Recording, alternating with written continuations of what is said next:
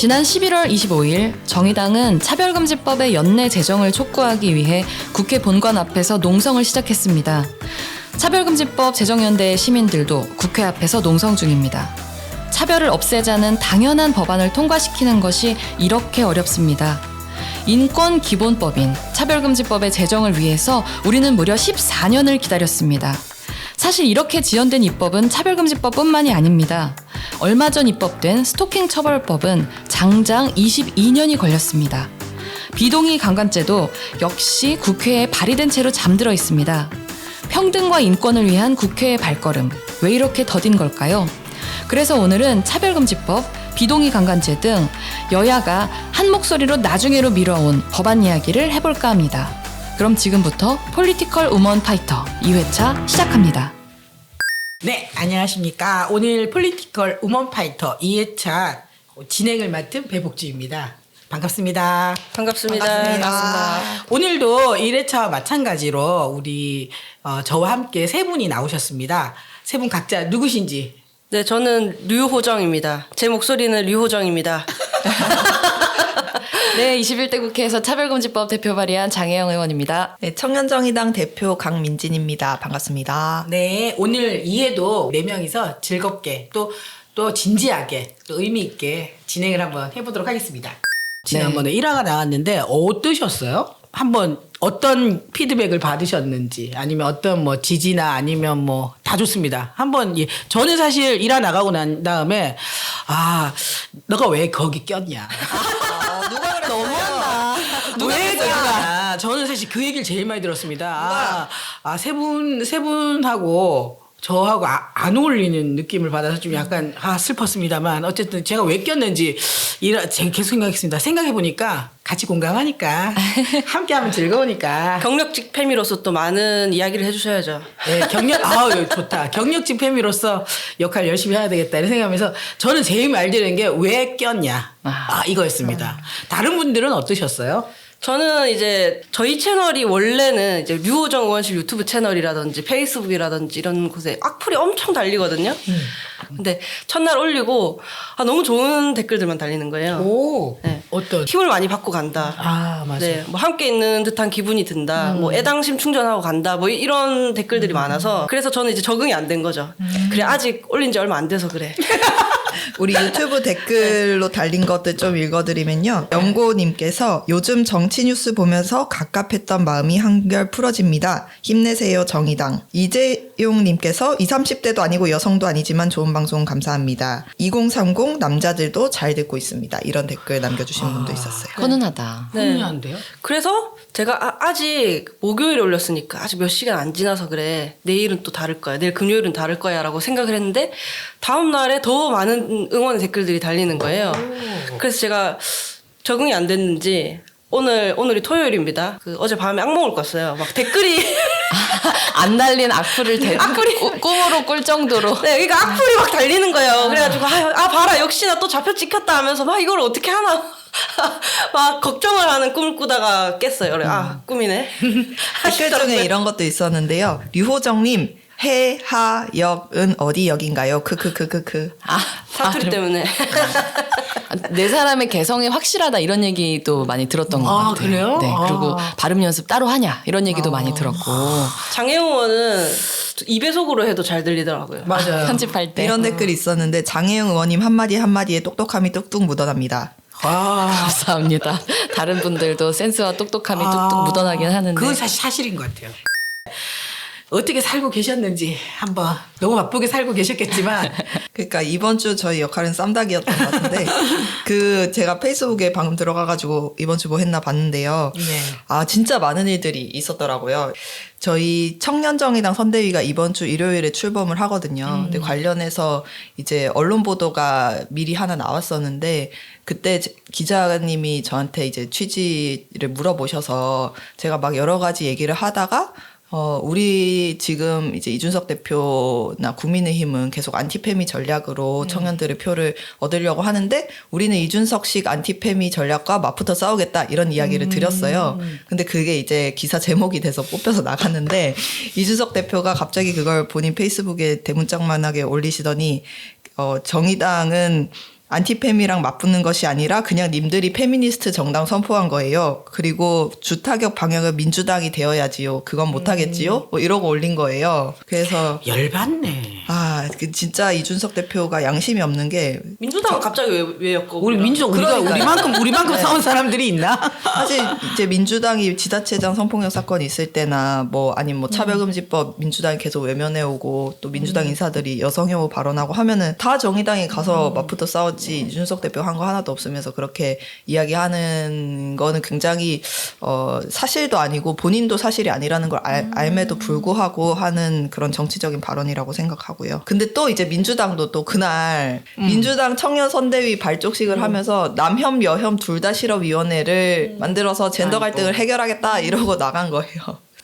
그래서 이게 어떠셨어요? 이 남혐 여혐 둘 다 실업 위원회 보면서? 그랑 꼰대짓 그만해 위원회였나? 맞아요. 네, 맞아. 그래서 저는 보면서 그냥 멈춰 하고 싶었어요.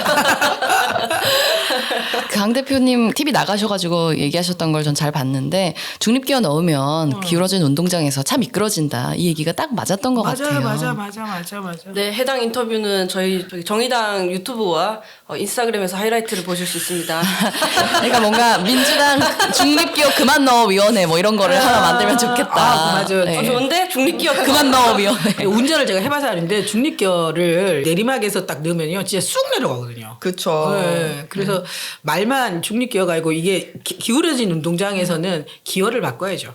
그렇죠. 그럼요. 맞습니다. 기어를 베스트 바꿔야습니다. 드라이버이신 걸 알고 있습니다. 네. 네, 정말 저는 좀 절망적이라고 생각했던 게 뭐냐면 국민의힘 같은 경우에는 안티페미로 청년 남성들의 표를 긁어 모으겠다 이 전략인 거잖아요. 그리고 민주당은 남혐 여혐 둘 다 싫어 하면서 그냥 뭐 모든 게 다 문제니까 사이좋게 지내자.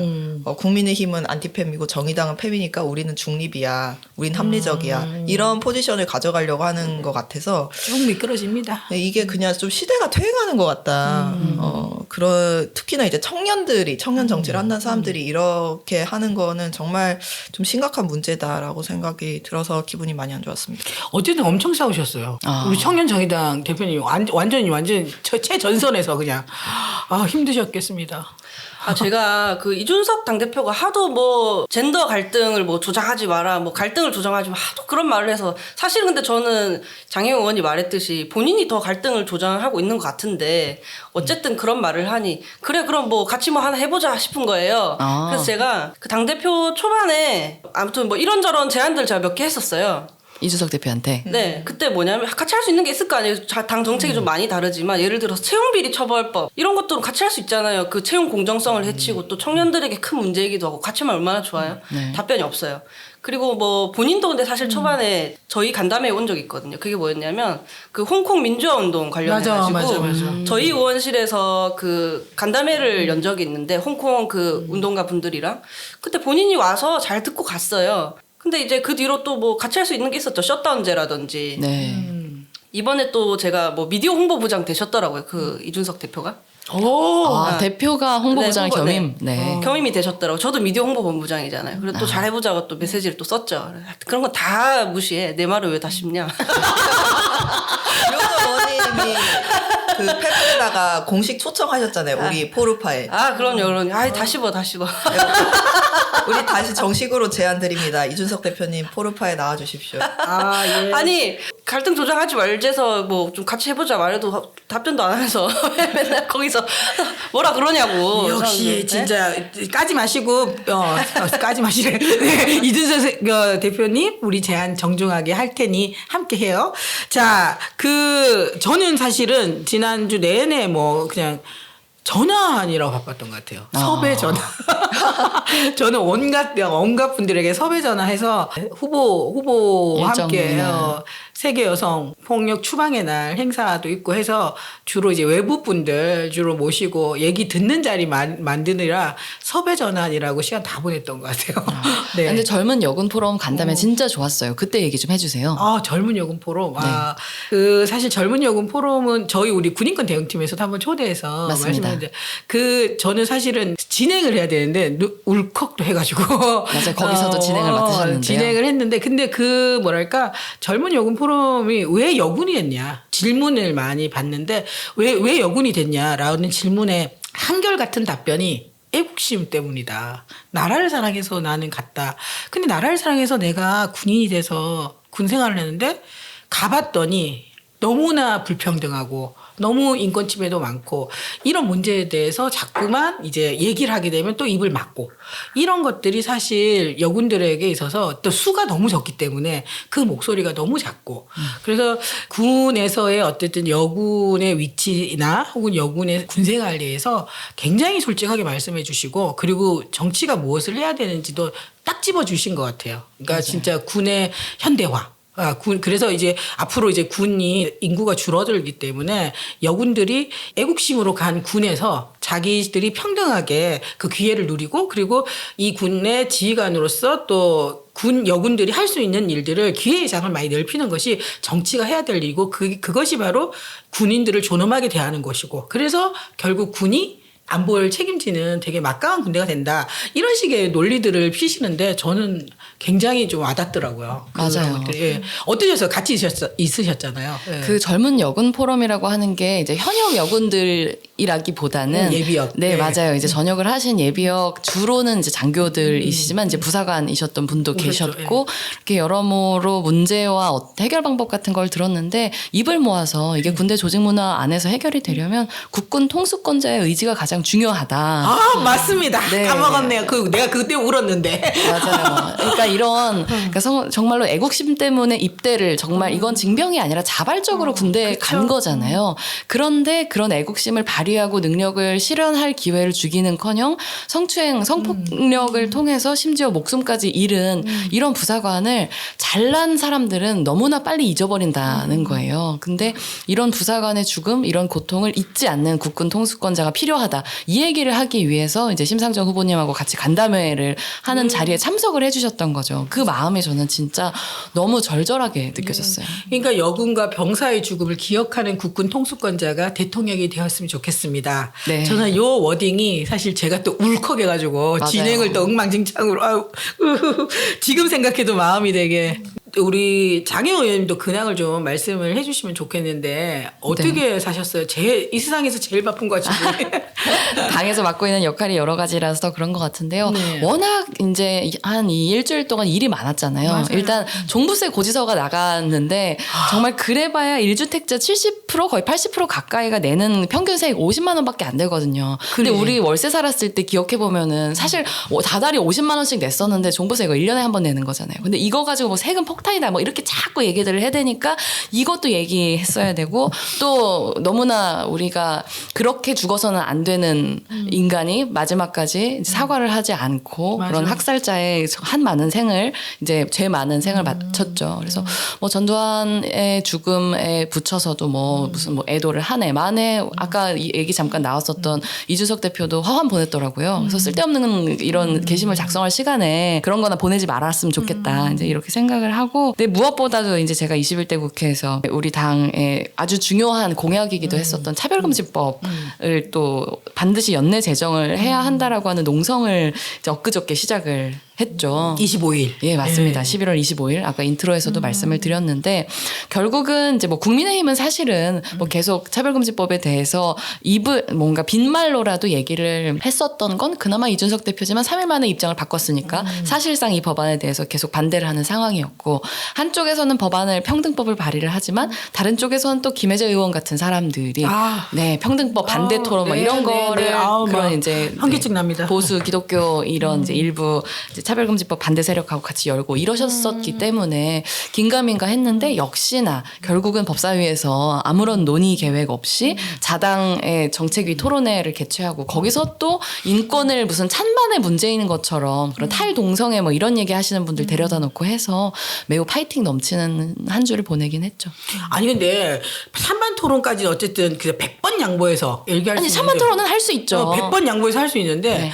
거기 반대 라인업이 전부 다 전환치료, 동성애 죄 이렇게 하시는 목사님들이나 그런 논조를 보시는 분들만 온 게 나는 찬반 토론의 의미가 뭔가 동성애 찬반 토론이면 이해하겠어요. 근데 이 맞아요. 차별금지법 찬반 토론에 온갖 동성애를 제약시하거나 전환 치료해야 된다는 주장을 하는 사람들을 앉혀놓고 민주당이 거기서 무슨 얘기를 들으려고 하는 건지 도저히 알 수 없는. 금지법을 반대하는 담론이 수준이라는 게 그 정도밖에 안 된다는 거고. 그렇죠. 근데 당이 정책위가 그 토론에 주최를 했잖아요.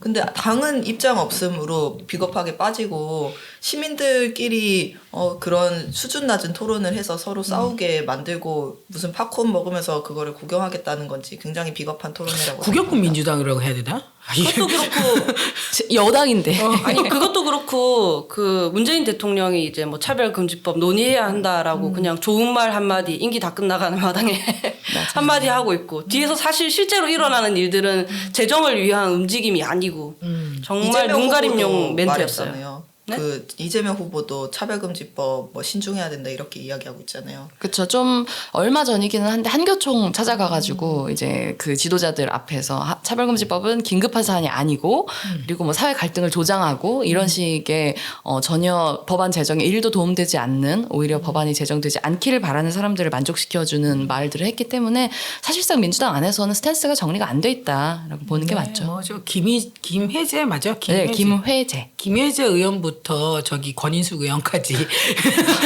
정말 스펙트럼이 너무 넓어. 근데 이렇게 권양 토크 들어보니까 사실 법 제정의 프로세스나 이런 것들을 사람들이 우리 정의당이 그냥 하면 되지 왜 못해? 왜 맨날 농성하네? 왜 농성하고 왜 밖에 나와서 저러고 있지? 사람들이 그런 질문 할 것 같아요. 너네가 그렇게 원하면 법 제정하면 되잖아. 그렇게 의지가 있는데 근데 왜 제정이 안 되냐? 이것은 프로세스, 절차가 있잖아요. 국회 그렇죠. 입법 절차라는 게 있는데 이거는 우리 두 의원님들이 한번 왜 안 되는 거죠? 나 궁금합니다. 네, 이런 질문들을 종종 받거든요. 아, 국회의원인데 하면 되지 왜 나와가지고 농성하고 있고 뭐 옷 입고 그러고 있냐. 맺혔어 지금. 목소리가 네, 달라졌네. 그런 반응들이 있는데 이제 제가 말씀을 드려보겠습니다. 일단은 A few moments later. 그런 겁니다. 최대한 짧게 좀 설명을 해보려고 했는데요. 이 배경 지식을 알고 들으면 더 재미가 있으실 겁니다. 네. 우리 유호정 의원님이 굉장히 길게 설명을 했는데 우리 혹시 뭐 장 의원님이 요약해서 한마디로 정리하면 뭐죠? 대략 6단계 프로세스다. 생각하시면 됩니다. 1번 발의를 해야 되고요. 2번 상임위 아까 유효정 의원님 얘기해 주신 것처럼 해당 상임위에 상정이 돼야 됩니다. 그리고 세 번째로는 상임위원회 그 해당 소위에서 논의가 되고 의결이 돼야 되고요. 네 번째로는 다시 그 전체 상임위에서 의결이 돼야 됩니다. 그리고 다섯 번째로는 법제사법위원회가 사실은 모든 법안들의 게이트키퍼 역할을 하고 있거든요. 그래서 다른 상임위에서 의결된 법안도 법사위를 한 번 더 통과해야 돼요. 근데 이거는 법사위법이니까 이 프로세스는 생략이 될 거고 그리고 나서 마지막으로 이제 본회의에서 300명한테 찬반을 묻게 되는 이런 대략의 6단계 프로세스라고 입법을 이해하시면 됩니다. 예. 네. 여러분 6단계 기억해 주시고요. 근데 아까 유호정 의원이 잠깐 말했잖아요. 교섭단체 간사 간에 합의를 해야 된다. 이런 말이 있었잖아요. 저희 당은 6명 의원이기 때문에 비교섭 단체죠. 단체이고 비교섭 원내단체라고 그래야 되나? 원내정당. 네. 예, 이렇게 말씀드릴 수가 있는데 그러다 보니까 좀 서러울 것 같아요. 의원들이. 정말. 그 약간 뭐라 그래야 되지? 그렇죠. 약간 단장의 미아리 고개 같은 느낌이죠. 단장의 교섭단체 고개. 그래서 저희가 최근에 그 강은미 의원님이 교섭단체 인원수를 20명에서 5명이었나요? 5명으로 내리는 이런 법안을 발의하기도 했는데 국회법의 별명이 교섭단체법이에요. 그러니까 국회에서 뭐 회의 일정 하나를 정하는 것부터 아까 얘기했던 것처럼 상임위에서 무슨 법안을 정할지 이 모든 게 다 기준이 주어가 교섭단체는이에요. 비교섭단체는 없어. 그렇기 때문에 모든 것들을 다 그냥 그 교섭단체 사실상 양당이 결정할 수 있는 구조를 만들고 있는 게 국회법의 내용이거든요. 그렇기 때문에 저희가 이렇게 법안 당연히 저희가 뭔가 어떤 법안을 논의할지를 논의할 수 있는 테이블에 있다면 차별금지법도 법사위에서 논의하자 이렇게 할 수 있을 텐데 아예 그렇게 원천적으로 배제가 돼 있으니까 엄동설안에 다시 자리를 깐 거죠. 저희 옆에서 이렇게 우리 6분 의원님들 보시면 되게 많이 하거든요. 이것저것 정말 6분이 할 수 있는 거 한 150% 200% 하는 것 같아요. 근데도 우리가 비교섭 단체니까 제대로 이렇게 우리 주장이나 이런 것들이 국회에서 많이 이렇게 설득되지도 않고 뭐라 그러지 받아들여지지도 않고 이런 거 같아서 힘내십시오. 그 노회찬 대표님께서 영혼을 팔아서라도 교섭단체 만들어야 된다 하셨잖아요. 저는 이제 현장에서 일하면서 더 뼈저리게 느끼고 있거든요. 꼭 이루고 말겠습니다. 그러려면 두 분은 22대에 나가서 뭐 해야 된다? 재선이 돼야 된다. 예. 오늘의 주제는 이제야 주제에 들어갑니다. 오늘의 좀 나눌 얘기는 그 차별금지법하고 비동의 강간죄를 좀 중심으로 좀 얘기를 좀 나눠볼까 합니다. 일단은 이 법 어떤 건지는 너무 아는 분들은 너무 잘 알아요. 네, 그죠? 그렇죠. 너무 아는 분들은 이제 막 다 외울 정도로 알아요. 그렇죠. 근데 모르는 사람들은 특히 이제 윤석열 맞아요. 우리 법안 후보님 이름 정도만 아시는 것 같아요. 우리 윤석열 후보님 발언 나오는 거 보면 법안 안 봤다. 그렇죠. 모른다. 이게 이름만 이제 읽고 책 읽은 사람처럼. 이제 앞에 앞머리만 딱 읽고 이제 아는 척하는 그런 분들도 계시고 아예 관심 없는 분도 계시겠지만 어쨌든 이 법이 어떤 법인지를 우리 장혜영 대표 발의하신 장혜영 의원님이 아주 간략하게 한번 네. 설명해 주시겠어요? 알겠습니다.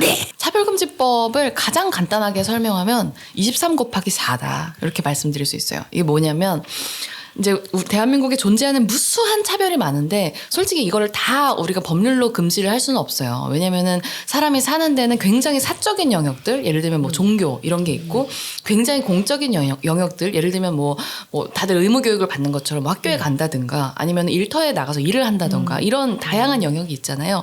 이런 영역들 중에서 딱 4가지의 굉장히 공적인 영역들, 교육, 그리고 고용, 그리고 재화나 서비스의 이용이나 제공, 그리고 행정 서비스라고 하는 요 영역에서 23가지의 뭐 성별, 연령, 뭐 지역, 인종 등등 23가지의 사람들이 자주 차별을 하는 이유가 되는 사유들로 인해서 합리적인 이유 없이 하는 차별들을 금지한다라고 하는 것을 명확하게 하는 법이고요. 그리고 이 법에서 가장 중요한 부분, 사람들이 가장 많이 오해하는 부분은 이 법에서 금지하는 차별을 했을 때 형사처벌을 받나요? 라고 얘기를 하지만 그런 건 없습니다. 차별행위를 통해서 형사처벌을 하는 것은 아니고 국가인권위원회에다가 시정을 요청할 수 있게 한 거예요. 그러면 인권위원회가 보고 사람들 얘기를 다 들어보고 이거는 합리적 이유 없는 차별이다라고 판단이 되면 이제 시정을 권고하거나 나아가서 시정을 명령을 권고할 수 있게 되는 이런 종류의 아주 기본적인 인권 기본법이다. 이렇게 설명하겠습니다. 예, 이 차별금지법은 사실 되게 많이 오해하는 게 뭐 벌 받냐. 맞아요. 처벌에 관련된 법이라고 생각하시는데 그걸 윤석열님께서 또 맞아요. 후보님께서 또 이렇게 좀 또 이렇게 일국의 대통령 후보가 되겠다고 나서셨으면 아주 기본적인 내용들은 좀 알고 팩트 체크를 하고 가시면 그럼요. 좋겠다. 저는 이분이 법을 알긴 아는데 법에 대한 그 법의 정신 이 법이 왜 만들어졌고 무엇을 위해서 이 법이 존재하는가에 대한 생각은 없는 것 같아요. 그러니까 법 기술자일 수는 있지만 법의 정신을 아는 법학자는 아닌 것 같아. 이런 말 하면 안 되나? 예, 알겠습니다. 넘어가겠습니다. 예. 그렇게까지 깊게 분석해줄 필요는 없는 것 같아요. 그냥 네. 표계산 해보고 될 것 같으면 가짜여도 얘기하는 거예요. 그냥 얘기하는 거예요. 역시 나는 요정 의원님 얘기 들어보면 정말 뭐가 명쾌해요. 네, 감사합니다. 예, 감사해요. 진짜 표되면 한다. 이렇게 정리하도록 하겠습니다. 표도 안 될 거라고 생각해요. 아 그래요? 네. 누가 찍냐? 그게? 그러니까 시민들을 뭐라고 생각하는 거예요. 시민들을 그러면은 뭐 차별주의자들이라고 생각하지 않는 한 이 차별금지법에 대해서 88.5%의 국민들이 제정이 필요하다 이런 국가인권위의 조사가 있음에도 불구하고 이 법에 대해서 완전히 잘못된 정보를 퍼뜨리고 있다고 하는 거는 시민들을 무시하는 거라고 저는 생각해요. 그러니까 국민의힘이 뭐 아무리 개혁을 얘기를 하고 뭐 선대위에 새로운 피를 수혈하느니 어쩌니 뭐 이런 얘기를 해도 결국에 윤석열 후보와 국민의힘이 바라보고 있는 사람들은 그 퀴어 축제 앞에서 막 반대 시위하는 그런 극우 일부 종교 집단 아니면 저 아스팔트 태극기 부대 정도를 그냥 보고 지금 정치를 하고 표 계산을 하시는 거 아닌가 그런 생각이 들어요. 그러니까 그 왜 국민의힘이 그 자유민주주의 이런 얘기를 하잖아요. 근데 정말 진정한 자유민주주의자라면 차별금지법을 찬성할 수밖에 없어요. 왜냐하면 부당한 차별 때문에 개인들이 자유를 억압받는 상황에서 이 개인들을 보호하자라고 하는 취지의 법이거든요. 근데 사실은 자유민주주의에 별로 진심이 아니신 거죠. 예, 자유민주주의에 대한 공부를 국민의힘이 다시 하는 게 좋겠다. 이런 이준석 생각. 대표가 생각나네요. 네.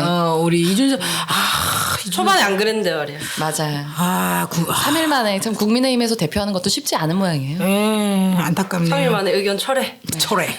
그리고 저는 이 차별금지법 보면서 인권위 권고 뭐 이런 것들 있잖아요. 네. 사실 지금도 인권위가 권고해도 귀등으로도 안 듣는 곳들도 많은데 이걸로 되겠느냐 하는 걱정이 오히려 드는 판국에 맞아요. 너무 많은 오해를 하고 있어가지고 맞아요. 답답합니다. 네. 인권위에서 그 이행률 보면요 굉장히 낮고 그리고 이행했는지 안 했는지 보고도 안 하고 그러니까 사실 인권위도 이행률을 정확하게 그걸 못해요. 너무 내놓으면 오히려 역풍이라서. 그리고 사실은 인권위는 할 수 있는 게 그거밖에 없어요. 얘네가 안 지켰어라고 언론에 내는 거. 그렇죠. 보도자료 내는 거. 그거 말고는 아무런 힘이 없습니다. 그러니까 권고잖아요. 권고. 그렇죠. 권고를 안 지켜서 약간 언론을 통해서 부끄러움을 준다 이 정도밖에 없고 그렇다고 해서 부끄러움을 느끼지 시정하진 않거든요. 그렇죠. 부끄러움을 느낄까? 아니 그래서 이제 차별금지법 안에는 시정 권고만으로는 좀 안 되니까 조금의 어떤 실효성을 담보하기 그렇죠. 위해서 시정 명령이라고 하는 것을 이제 집어넣어 놓은 취지가 바로 그건데요. 시정 명령이 있다고 하더라도 약간 이런 준사법적인 행위를 국가인권위원회라고 하는 사법기구가 아닌 기관에서 하는 것을 부담스러워하기 때문에 사실상 굉장히 상징적인 규범을 마련한다라고 하는 의미가 굉장히 큰데 사람들이 이걸 가지고 너무 엄살들을 떨어대니까 약간 너무 피곤하다. 저도 피곤해요. 그러니까 한마디로 말하면 이거는 처벌을 하기 위한 법이 아니라 차별을 없애자는 법입니다. 그러니까 이렇게 이걸 가지고 인권위는 사법기관이 아니에요. 국가인권위원회는. 그렇죠. 그냥 그 국가의 행정기구죠. 일종의 맞습니다. 독립기구죠. 독립된 행정기구이기 때문에 여러분 차별 없애기 위해서 서로 차별 인지해서 이거 차별이니까 우리 하지 말자. 이 정도의 어쨌든 약속 같은 법을 이렇게 뭐라 했었는 거 보면 참 14년 동안이나. 14년 동안이나 예. 노동 관련해서도 가끔 이제 인권위원회로 올릴 때가 있는데 그때도 뭐 수많은 권고가 나오고 뭐 그러죠. 그런데 특히나 이제 뭐 큰 기업들이라든지 이런 것들은 권고 받아도 꿈쩍도 안 하거든요. 그래서 저는 이제 차별금지법 보면서 최소한의 인권을 위한 최소한의 기본법 같은 거다 그런 생각을 많이 했어요. 사기업은 국가인권위 권고는 아무런 영향력이 없습니다. 해봐야 우리가 뭐. 이렇게 계속 법안을 까도 되나요? 근데 차별금지법 제정이 절박한 이유는 우리 사회에서 지금 차별이 정당화되는 부분이 너무 많잖아요. 예를 들면 성소수자 같은 경우에는 뭐 국가인권위법을 제외하면은 사실 어디에도 법적으로 이 차별이 금지된다라는 것이 명확하게 지금 돼 있지 않고 또 뭐 어떤 노동 형태에 대한 차별이라든지 또 이제 이주민에 대한 차별이라든지 나이 차별이라든지 이런 것들이 굉장히 합법의 영역에서 되고 있는 부분이 많기 때문에 저는 차별금지법을 만든다는 거는 우리가 다 모두 동등한 인권이 있는 인간이다, 시민이다라는 거를 대한민국이 공식화하는 일이라고 생각하고 그건 굉장히 중요한 일이거든요. 근데 그렇기 때문에 이 반대도 있다고 생각이 들고 그런 점에서 이제 차별금지법을 무슨 형사처벌법처럼 이야기하는 것은 굉장한 왜곡이고 하지만 이제 차별금지법이 제정이 돼야 우리가 그 다음 스텝을 나갈 수 있는 그런 과제인 거죠. 저는 근데 너무 과도하게 이 법을 막 왜곡하는 거에 대해서 저희가 좀 분명히 그 얘기를 해줘야 되겠다 이런 생각이 좀 있고요.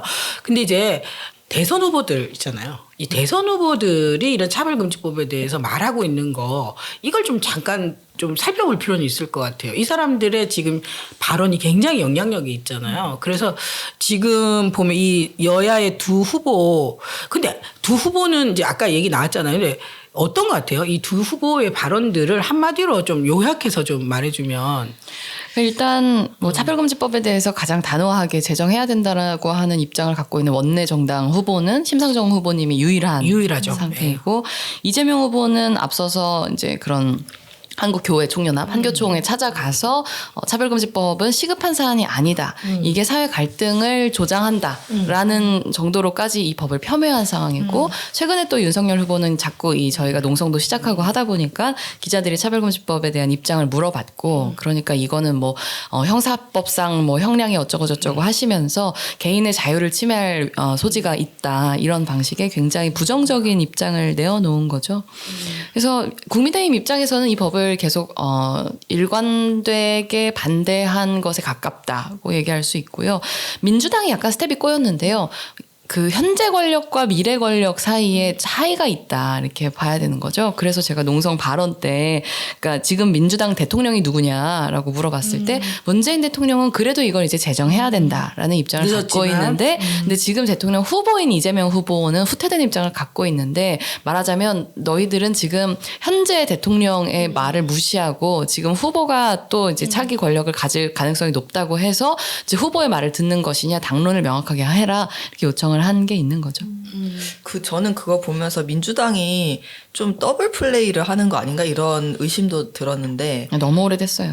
그쵸. 네. 마치 차별금지법이 완전히 반대하고 버리기는 좀 꺼림칙한데 실제로 추진하기는 싫은 그런 계륵 같은 거라고 생각을 하는 거 아닐까? 그래서 이제 문재인 대통령도 사실 5년 내내 아무것도 안 하시다가 이제 와가지고 차별금지법의 우호적인 이야기를 그렇게 은근슬쩍 던진다고 해서 사실 그렇게 진정성이 느껴지지는 않거든요. 그렇죠. 거기에 진정성이 있으려면 앞에 사과가 있어야 됐죠. 그렇죠. 그래놓고 이제 이재명 후보는 또 다른 이야기를 하고 이거는 그냥 차별금지법이라는 거 한 번 민주당이 그것도 이제 어떤 레임덕에 있는 그 대통령의 입으로 한 번 정도 해서 뭔가 민주당이 차별금지법 같은 거를 이제 언급하는 정도로만 하고 실제 추진은 안 하겠다 이런 거 아닐까라는 의심이 드는 상황입니다. 우리는 좀 명명을 해줬으면 좋겠어요. 국힘과 그 민주당의 이 태도에 대해서 한마디로 좀 명명해주고 싶거든. 나는 그게 되게 중요하다고 생각해. 그러니까 윤석열은 무지한 거고요. 그리고 민주당은 위선이죠. 위선. 언론에 나와서 하겠다고 말만 하면 뭐 어떡하냐고 안 하는데. 그래서 난 이런 민주당, 이런 국힘 이거를 어떻게 우리가 정의당은 근데 맨날 이런 말 하더라. 정의당은 뭐 너네는 뭐 하는데 그 두 당만 욕하냐. 근데 지금 이거 팟캐스트 듣는 분들 다 아시겠지만 지금 정말 저희 많이 하고 있잖아요. 우리 당은 정말 뭐든지 하려고 많은 법안도 내고 하는데 이 두 당들의 입장을 저는 좀 이렇게 제가 정말 잘하고 싶은 것 중에 하나가 요약해서 이 두 당의 태도를 확 치고 싶은데 무지와 이선으로 할까요? 뭐 무지와 위선이고 국민의힘은 그냥 꽉 막혀 있는 상태고요. 좀 뚫어야 되겠네. 네, 그리고 민주당의 간을 보고 있다. 간 보고 있다. 네라고 생각을 해요. 그러니까 우리 그린워싱이라 얘기하잖아요. 그 환경에 나쁜 걸 하면서 친환경적인 이미지만 이제 포장하려고 하는 거를.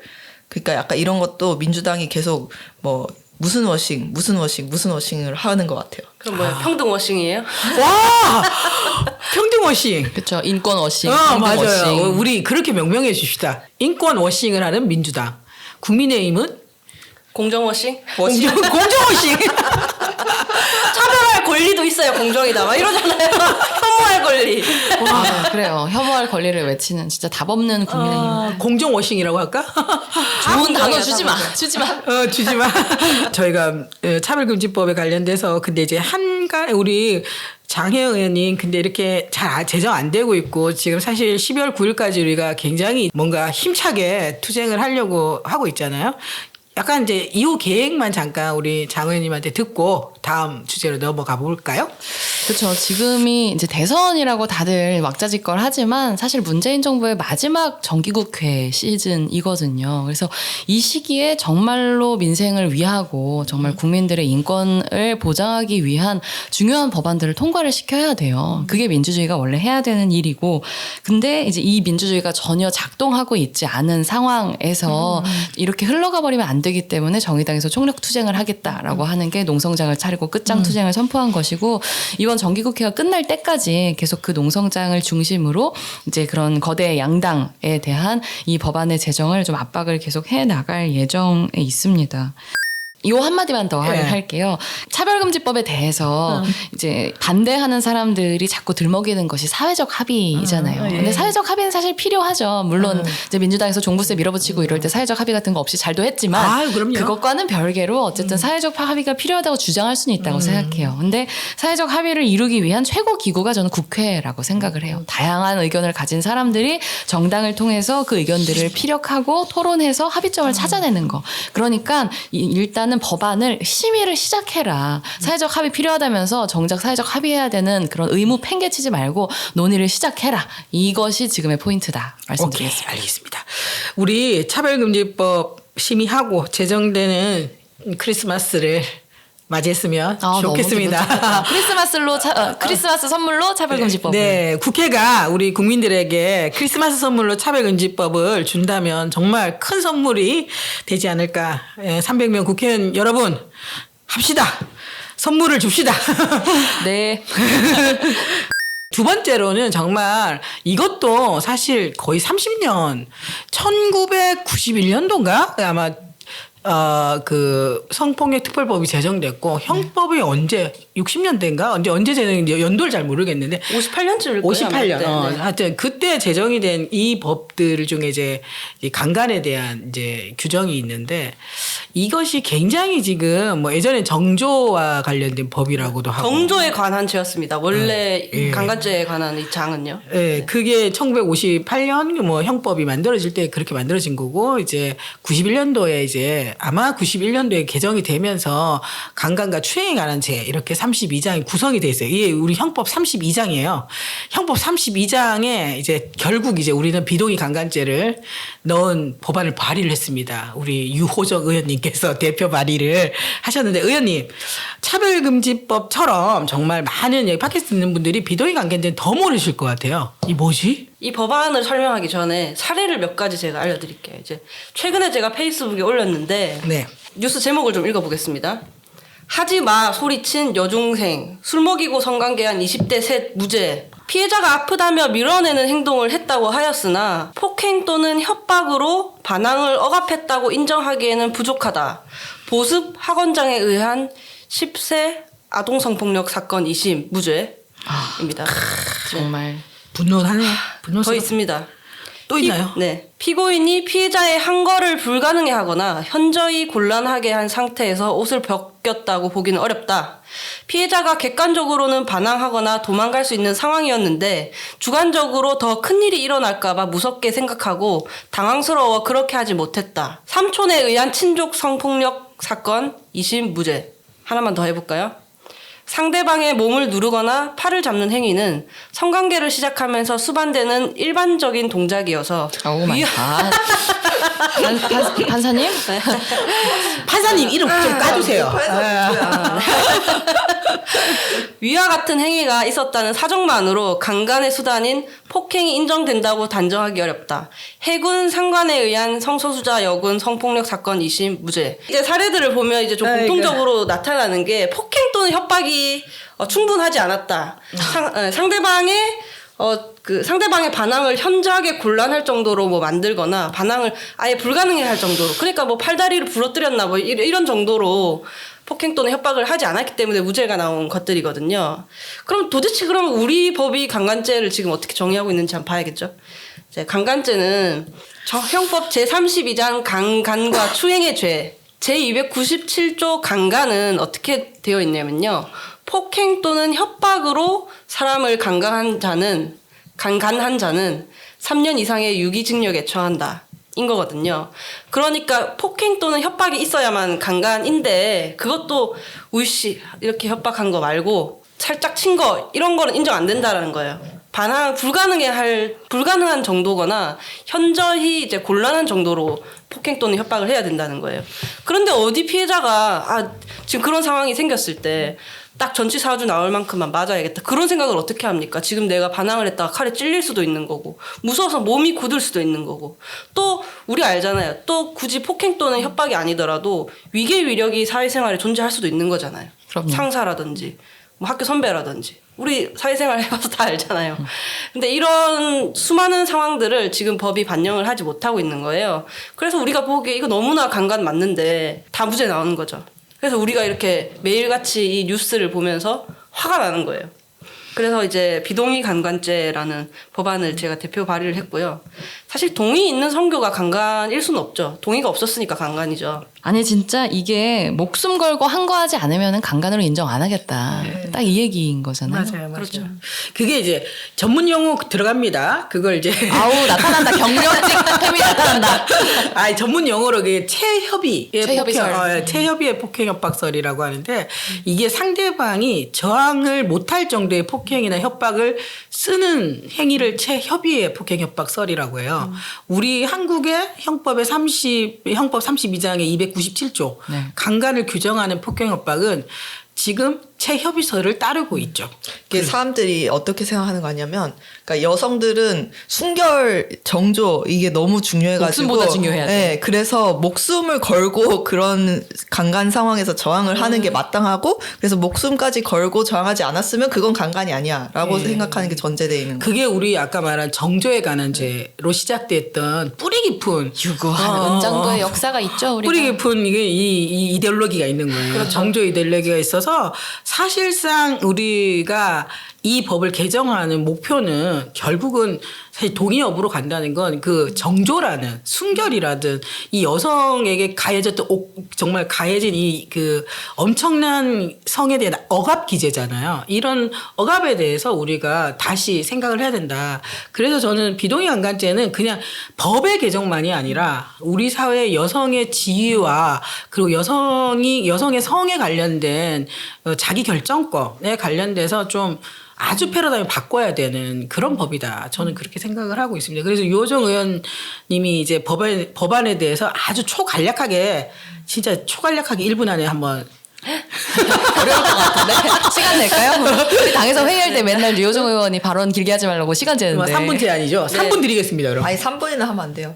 그래요. 1분. 최대한 이제 간결하게 해보겠습니다. 형법 제32장 강간과 추행의 죄를 좀 전반적으로 개정하는 안입니다. 원래 이 법안이 정조에 관한 죄였어요.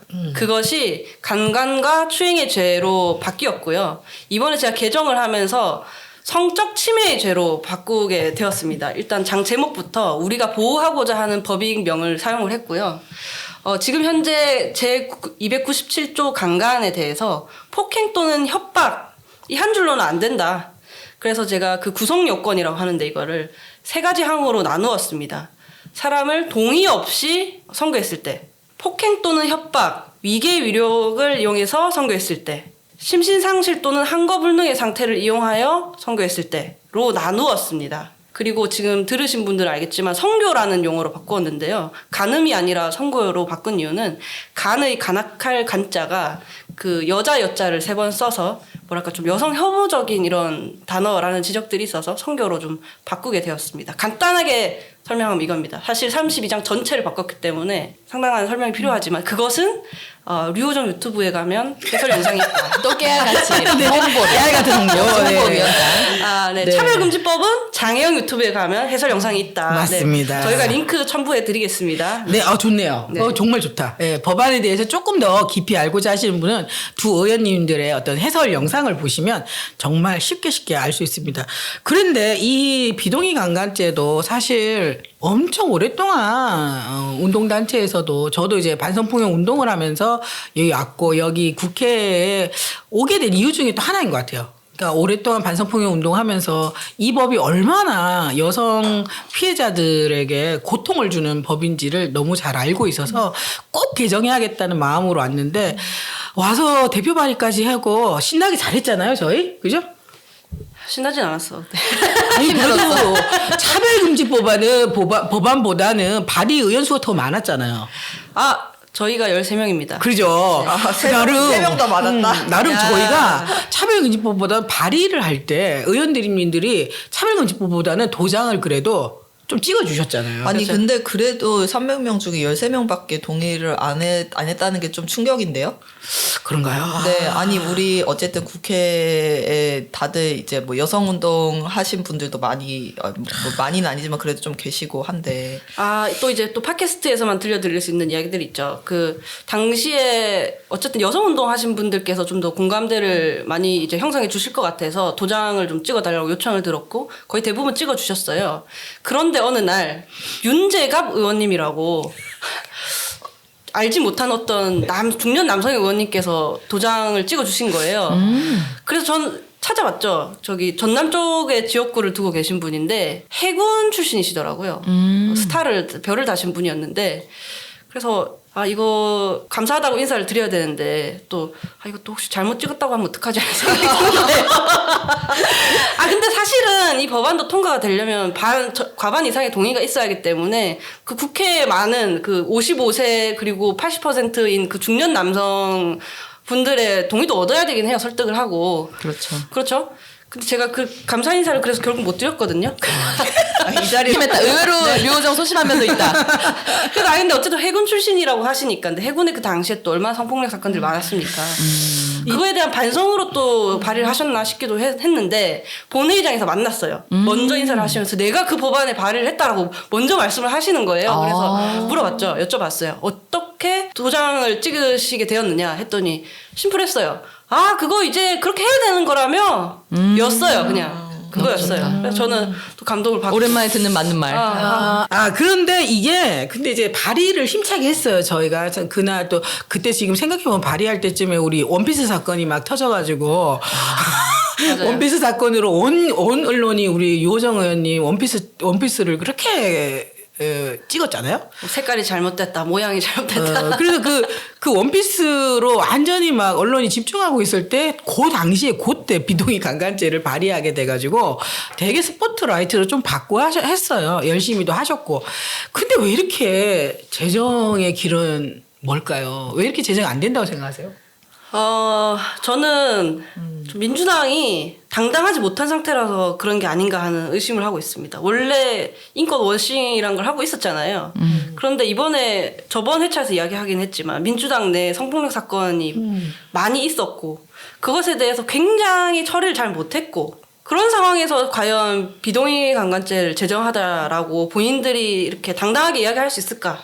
민망함, 한편으로는 또 사회적으로 있는 이 백래시 현상에 대해서 의원들이 두려워하면서 오히려 페페니즘을 입에 담지 못하는 이런 상황들이 벌어지지 않았나. 근데 저는 이 비동의 강간죄의 그 개정에 대한 책임이 민주당이 있다라고 생각을 합니다. 책임지고 개정을 해야 합니다. 동의 없는 성관계는 폭력이다. 예? 이것에 대해서 개정할 책임이 있다고 생각하고 또 당시에 이 민주당의 그 반성 없는 행태에 대해서 국민의힘이 얼마나 많이 비난하고 그거를 또 4.7 재보궐선거 때 얼마나 또 이용을 했습니까? 그렇기 때문에 무고죄 강화 따위를 이제 와서 대선 공약으로 내놓을 게 아니라 그 말에 결과로 책임을 져야 돼요. 같이 이거 개정을 해야 돼요. 맞습니다. 근데 안 하고 있네요. 예. 팸이라고 욕먹을까봐 이제 두려워서 안 하는 것 같아요. 아, 그래요? 네. 이게 그리고 큰것 이게 남초 커뮤니티나 이런 데서도 사실 이렇게 많이 얘기하는 게 뭐냐면 그러면 이 법 통과되면 성관계를 하기 전에 계약서를 써야 되는 거냐. 이제 이런 식으로 이야기를 하면서 마치 이 법이 되게 개인의 자유, 개인의 관계, 사적 관계를 침해하는 것처럼 이렇게 많이 호도를 하거든요. 근데 이제 동의 없이 성관계를 하는 것이 성폭력이다라는 너무나 당연한 상식을 이제 법제화하는 것인데 이런 부분조차도 그렇게 이제 이야기하면서 반대를 하는 것이 오늘날의 이제 안티페미니즘인 거죠. 네. 저도 그 입법을 하면서 좀 오해가 많았던 부분이 있거든요. 그러니까 그 동의 없이에 관한 해석의 문제인데 너무 추상적인 거를 법에다 갖다 넣는 거 아니냐 뭐 이런 식으로 이야기를 하는 거죠. 근데 사실 우리 법에는 양해나 승낙과 같은 유사한 개념이 사용이 되고 있거든요. 거기에 이제 준해서 봤을 때 동의라는 개념이 말도 안 했는데 그 내심의 의사만으로 뭐 상대방을 뭐 고소해가지고 형을 받게 하고 뭐 그런 게 아니에요. 뭐 계약서 써야 되고 그런 게 아니라 상대방이 이제 할 수 있을 정도로 표현을 해야 이제 인정이 되는 그런 거고요. 또 이제 무고에 관한 이야기가 그렇게 많아요. 무고 발생하면 어떻게 할 거냐. 그런데 이건 이제 통계가 있습니다. 2017년, 18년도 통계인데요. 보시면 당시 이제 성폭력 무고로 기소된 피의자 수는 같은 기간에 성폭력 범죄 기소 피의자 대비 0.78%에 불과하고요. 또 성폭력 가해자의 무고 맞고서는 84.1%가 불기소 처분을 받았습니다. 그러니까 기소 처분 안에서도 또 이제 아니다라고 나올 수 있는 거잖아요. 훨씬 낮은 거죠. 우리가 알고 있는 것보다. 그러니까 이제 무고에 관한 거는 사실 무고가 현실에서는 피해자를 공격하는 수단으로 쓰일 뿐이라는 것. 피해자를 그렇게 꽃뱀으로 단정짓고 몰아가는 우리의 편견 자체에 대해서 우리가 좀 돌아볼 필요가 있다라는 점을 좀 알아주셨으면 좋겠습니다.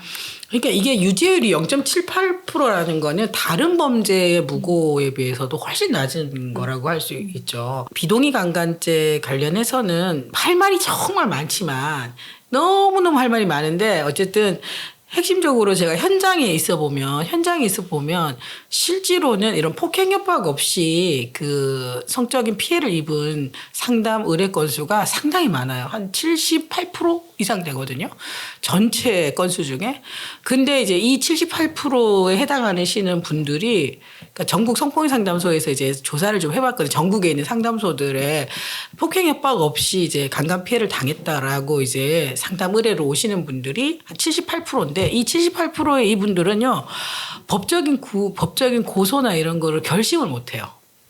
그 많은 분들이 사실상 결심을 하게 되면 법의 테두리 안에 들어갈 수가 없는 거예요. 폭행이나 협박을 내가 증명할 수 없으니까. 근데 나는 강간을 당했어. 그러니까 이런 부분들이 사실 굉장히 많기 때문에 이 법이 개정이 되면 정말로 많은 분들이 피해 호소를 하면서 또 호소의 단계를 넘어서서 이제 이 피해에 대한 구제를 받을 수 있다. 이렇게 저는 좀 생각하기 때문에 반드시 좀 개정이 됐으면 좋겠다. 저는 이게 또 오해하고 계시는 게 가해자가 내가 강간 안 했다라고 입증해야 되는 줄 많이 아시는데 피해자가 않아요. 피해 입었음을 입증을 해야 되는 거거든요. 그렇기 때문에 만약에 강간죄로 고소를 당했다. 그런데 그 고소당한 분이 실제로 강간이 아니라 그냥 성교를 했으면 고소하신 분이 정말 무고하게 고소를 했다라고 하면 사실은 카톡이 남아있고 둘이 뭐랄까요. 그 눈 맞은 순간에 옆에 있던 친구 놈이 있을 거고 집이든 모텔이든 들어가는 곳에 CCTV가 있을 거고 정황 증거가 엄청나게 많아요. 그 정황 증거를 다 종합해서 판단을 내리는 것이기 때문에 사실은 저는 실제로 이제 정말 성교라고 하면 이제 처벌을 받지 않을 것이고 또 오히려 피해자가 이런 피해를 입증해야 하는 것인데 그런 강간이라는 이런 범죄는 은밀한 곳에서 벌어지는 거라 이 법이 도입되어도 그런 정황 증거를 제시하지 못해서 오히려 또 보호받지 못하는 피해자들이 발생할 것 같아서 저는 이 개정만으로도 저는 아직도 부족하다라고 생각을 하거든요. 그러니까 우리나라 형사 대원칙 자체가 무죄 추정의 원칙 그리고 피해자가 입증을 해야 되잖아요. 그러니까 피해자가 증거를 제출하면 검사가 그거에 대한 입증을 해야 되는 그런 구조기 때문에 성폭력은 물증이 별로 없잖아요. 물증이 없고 특성상 그럴 수밖에 없죠. 물증이 거의 없어요. 물증이 없고 대부분 이제 정황에 따른 진술이 증거인데 이 진술은 사실상 피해자가 자기가 겪지 않은 일을 허위로 꾸미거나 조작할 가능성은 사실은 진술을 들어보면 다 알잖아요. 그게 자기가 경험한 건 자기 언어로 그걸 우리가 이제 상담할 때 하는 말이 그런 말이에요. 경험 언어. 라고 경험의 언어는 본인들이 경험한 것에 대해서 표현하는 언어가 있거든요. 그것이 굉장히 저는 신빙성이 높다고 보면 그건 증거로서 가치가 있다 이렇게 보는 건데 저도 아까 요정 의원님 말씀하신 것 굉장히 동의해요. 입증의 책임이 여전히 피해자 측에 있기 때문에 여전히 피해자는 그 입증하는 과정에서 고통을 받고 있긴 해요. 근데 어쨌든 그래도 동의 여부로 일단 넘어가게 되면 넓게 어쨌든 공간이 마련된다. 피해자 그렇죠. 입장에서는 법률적 구제에 대한 공간이 마련된다. 이렇게 볼 수는 있는 거죠. 그렇죠. 지금 뭐 70% 이상이 직접적인 폭행 또는 협박이 없는 상황에서 발생하기 때문에 동의 없이 여부만 이제 들어가더라도. 추가가 되어도 예, 맞습니다. 많은 분들이 보호받을 수 있습니다. 네. 그러니까 남성 여러분들께서는 비동의 강간죄가 신설된다고 해서 이 서로 간에 동의를 하고 정상적으로 성관계를 하신다면 전혀 문제될 게 없다는 것이고요. 맞습니다. 성폭력 가해자, 성폭행범이 아니신 이상 이 비동의 강간죄를 만드는 것에 대해서 걱정할 이유가 하나도 없다. 맞습니다. 그럼요. 뭐 저한테 이제 막 계약서 써야 되냐 그런 질문들 많이 하시는데 저도 그렇게 하긴 싫거든요. 깝깝해 죽겠네 정말.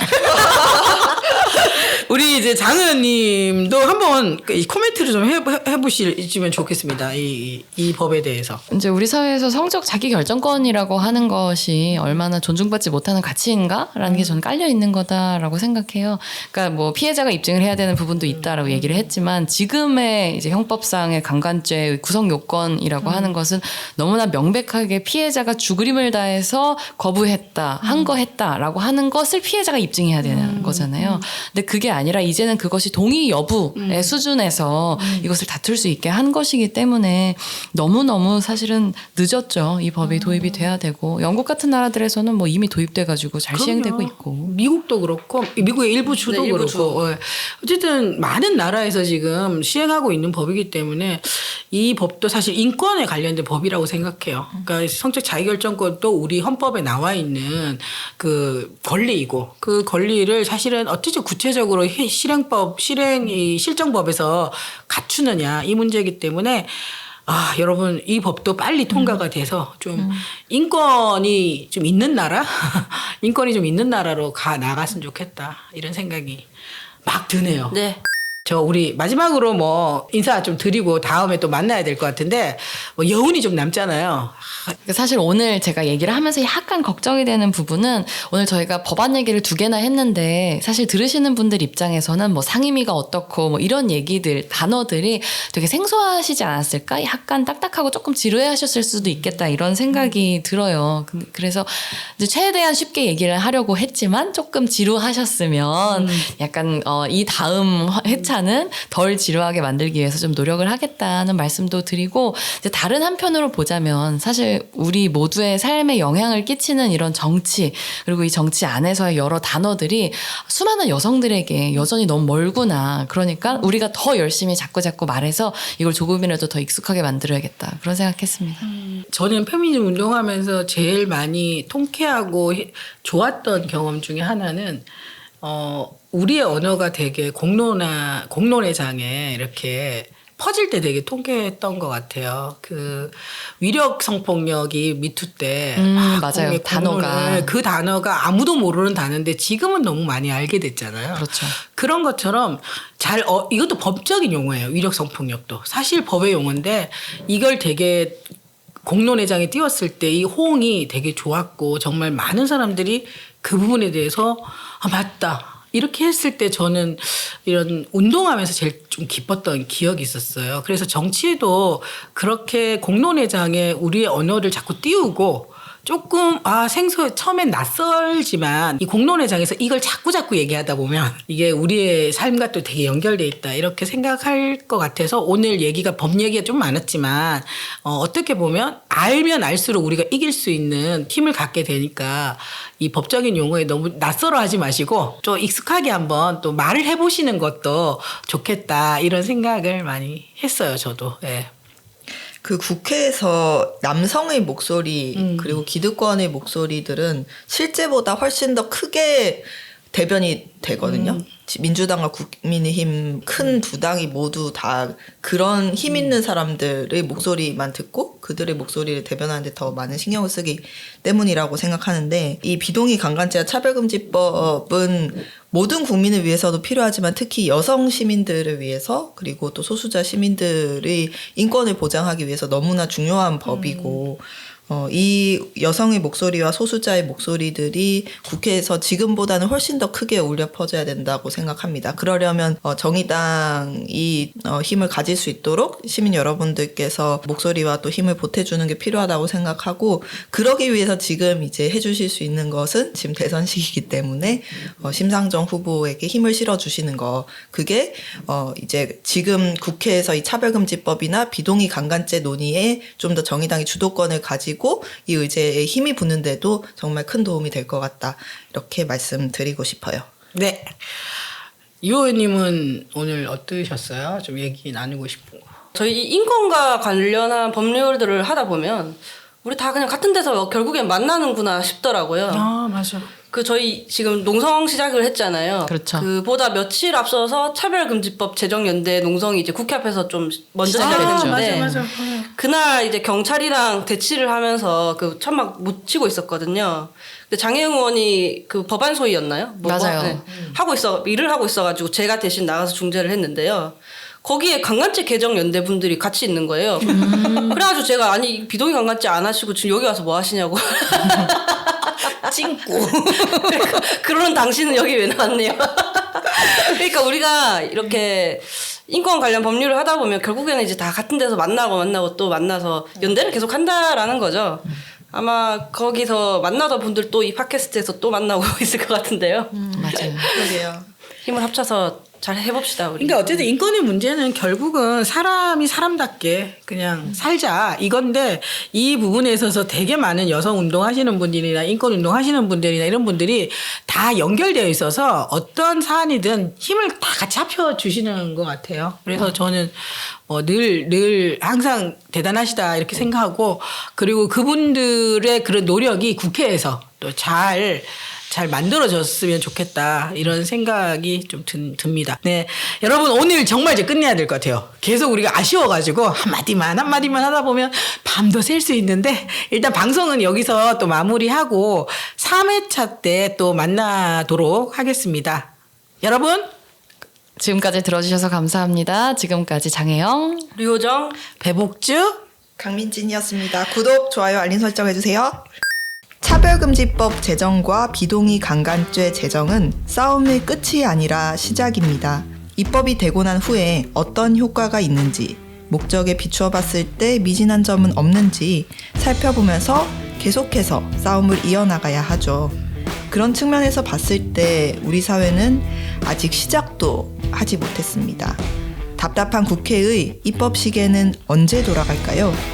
사회적 합의, 시기상조라는 게으른 핑계는 양 교섭단체의 비겁한 변명에 불과합니다. 입법 노동자, 정부 관계자분들 모두 반성하셨으면 좋겠습니다. 우리 정의당은 제도를 바꾸기 위해서 계속해서 노력할 겁니다. 법과 제도가 인권을 말하고 약자를 보호하는 우산을 펼치는 그날까지 우리 함께 뚜벅뚜벅 나아가 봅시다.